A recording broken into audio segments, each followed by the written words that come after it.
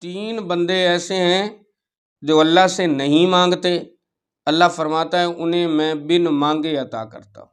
وہ رزق نہیں مانگتے، میں انہیں رزق بن مانگے عطا کرتا ہوں۔ وہ بخشش و مغفرت نہیں مانگتے، میں انہیں بخشش و مغفرت بن مانگے عطا کرتا ہوں۔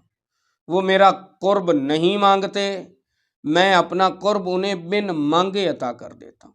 وہ مجھ سے دعاؤں کی قبولیت نہیں مانگتے، میں انہیں دعاؤں کی قبولیت بن مانگے عطا کر دیتا ہوں۔ وہ مجھ سے کچھ نہیں مانگتے، لیکن میں انہیں سب کچھ بن مانگے عطا کر دیتا ہوں۔ وہ کون سے تین بندے ہیں؟ پہلا تو وہ بندہ جو اللہ کے ذکر میں اتنا مشغول رہا، اتنا مصروف رہا کہ اللہ سے اس نے کچھ نہ مانگا، بس اللہ کا ذکر ہی کرتا رہا، اللہ کی تسبیح و تحلیل ہی کرتا رہا اور مانگا کچھ نہیں۔ اللہ فرماتا ہے اس بندے کو میں بن مانگے عطا کر دوں گا۔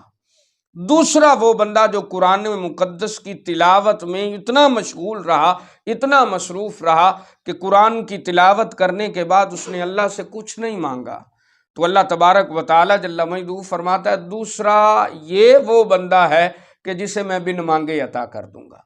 تیسرا کون سا شخص ہے؟ تیسرا وہ بندہ رب فرماتا ہے کہ جو میرے محبوب پر درود و سلام کے نذرانے پیش کرتا ہے۔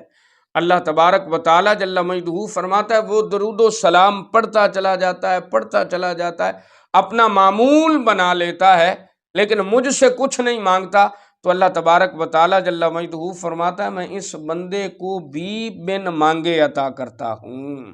یعنی یہ تین کام ایسے ہیں جو اللہ کا ذکر کرتا ہے، اللہ کے ذکر میں مشغول رہتا ہے، قرآن مقدس کی تلاوت کرتا ہے، اور حضور صلی اللہ تعالی علیہ وآلہ وسلم پر درود و سلام کا نذرانہ پیش کرتا رہتا ہے۔